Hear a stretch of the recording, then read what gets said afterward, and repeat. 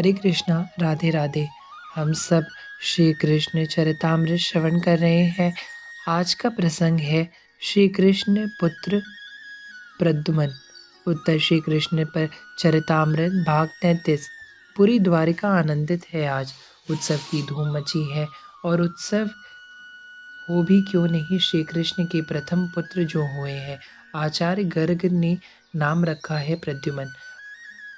युवराज प्रद्युमन की जय हो। द्वारिकावासी अभी ये युवराज घोषित कर दिए थे।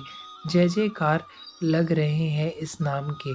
आचार्य गर्ग ने आनंदित होते हुए कहा था, कामदेव के अवतार और श्री कृष्ण पुत्र प्रद्युमन इस विश्व के सबसे सुंदर व्यक्तित्व होंगे। वीरता के साथ साथ अपने पिता की तरह नाना कलाओं में भी निपुण। रुक्मणी बराबर अपने पुत्र को देखती है और गदगद होती है। वक्ष से उनके वात्सल्य झरने लगा था। नामकरण संस्कार के पश्चात दान किया स्वयं वसुदेव और रुक्मणी ने। फिर बालक को लेकर रुक्मणी अपने महल में चली आई थी। शंबर यही नाम था उस असुर का। तब किया इसने घोर। जब महादेव इसे वर देने आए तो बोला, मैं अमर हो जाऊं। महादेव ऐसा वर कैसे दे देते? तो इसने दूसरा वर मांगा, श्री कृष्ण पुत्र के सिवा मेरा वध कोई कर ना सके। द्वारिका में ही दृष्टि लगाकर बैठूंगा, जो भी पुत्र होगा उसका वध करता जाऊंगा। ऐसी सोच थी इसकी। शंबर यह विचित्र असुर था, महाबली था। इसकी दृष्टि सदैव द्वारिका में और श्री कृष्ण में ही रहती थी, क्योंकि इसकी मृत्यु इन्हीं से तो होनी थी। रुक्मणी सो रही हैं। उनके बगल में उनका पुत्र जो नवजात था प्रद्युमन, वो सो रहा है। सागर से हवा का झोंका आया और बालक प्रद्युमन गायब। रुक्मणी उठी, बिलखने लगी, श्री कृष्ण को जगाया। नाथ, प्रद्युमन नहीं है। पता नहीं क्या हुआ। श्री कृष्ण भी इधर उधर दौड़ने लगे की लीला करते रहे, किंतु प्रद्युमन नहीं मिला। समय के साथ दुख कम होता ही जाता है। यहाँ भी ऐसा ही हुआ। शंबर ने फेंक दिया था सागर में प्रद्युमन को, पर मृत्यु तो आनी ही है, इसलिए प्रद्युमन मरे नहीं। मछली ने निगल लिया प्रद्युमन को, पर वह बालक मछली के पेट में भी जीवित रहा। और कुछ काल के बाद मछली जब मछुआरों के जाल में फंसी तो उसको काटा तो जीवित बालक निकला मछली के पेट से। माया देवी अपने राजा के लिए मत्स्य का क्रय करने के लिए आई थी हाट में। बालक को देखा अपूर्व सुंदर, तो उस बालक प्रद्युमन को उन्होंने रख लिया और पाल पोस कर बड़ा करने लगे। माया देवी जिस राजा के यहाँ कार्य करती थी, वह राजा कोई और नहीं, शंबर ही था, शंबरासुर।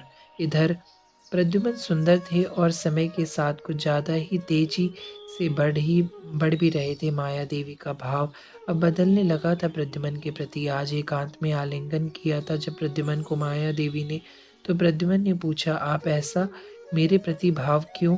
तब माया देवी ने सारी बात बता दी, अपना और प्रद्युमन का परिचय स्पष्ट दे दिया था।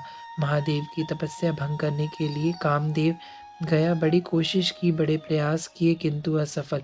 बाद में जब पूरी ताकत लगाकर पुष्प धनवा ने अपना अंतिम बाण छोड़ा तो प्रलयंकर के तीसरे नेत्र खुल गए थे और कामदेव जलकर भस्म।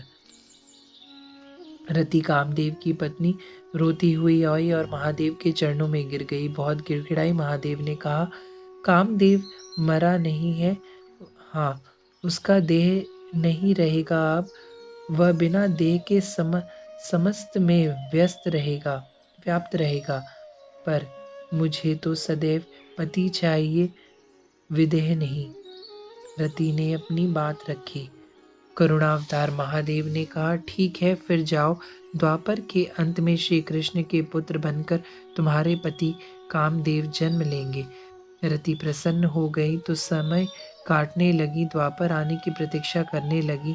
पर एक दिन देवर्षि ने रति को देखा कि कह दिया, द्वापर युग आ गया है, अब तुम जाओ द्वारिका। फिर कुछ सोचकर बोले, शंबर तुम्हारे पति को समुद्र में फेंकेगा। सोचने लगे देवर्षि फिर बोले, एक काम करो, शंबर के यहाँ ही दासी बनकर रहो, तुम्हारा पति वहीं तुमको प्राप्त होगा। माया देवी यह नाम रखकर रति शंबर के यहाँ भोजन बनाने का काम कर रही थी। हे नाथ, आप कामदेव हैं, मैं आपकी पत्नी रति हूँ। मुझे देवऋषि ने बताया कि आप मेरे पति हैं। अब नाथ, यह विद्या है, आप जानिए और शंबर का वध कर दीजिए। रति जो माया देवी के रूप में थी, उन्होंने प्रद्युम्न को विद्याएं सिखाई जिससे प्रद्युम्न शंबर का वध कर सके। विद्या सीखने के 14 दिन लगे प्रद्युम्न को। उसके बाद शंबर का वध किया प्रद्युम्न ने और द्वारिका लौटकर चले गए थे। यह कौन है? सुधर्मा सभा में बैठे श्री कृष्ण ने प्रद्युम्न को आते देखा तो पूछ लिया। प्रद्युम्न कुछ बोलते उससे पहले ही नभ से देवऋषि उतर आए थे। पहचानिए नाथ, देवऋषि मुस्कुराए। श्री कृष्ण बस मुस्कुराते रहे। ये आपके पुत्र प्रद्युम्न है। देवऋषि ने कहा, क्या? सभा चौंक गई थी। वर्षों बीत गए थे, उस बात को सब भूल भी गए थे। प्रद्युम्न को तो श्री कृष्ण ने रति की ओर देखकर पूछा, यह कौन है? देवऋषि बोले, आपकी बहू। आपका लाला बहू भी ले आया है। श्री कृष्ण खूब हंसे। तो एक विनोद देवऋषि ने भी कर दिया। आपका पुत्र है, संसार तो आपके ही है। इस बात पर समस्त सभा में सभासद ठहाका लगाकर हंसे थे। रुक्मणी अपने पुत्र और पुत्रवधू को पाकर आनंदित हो उठी थी। हरे कृष्णा, राधे राधे।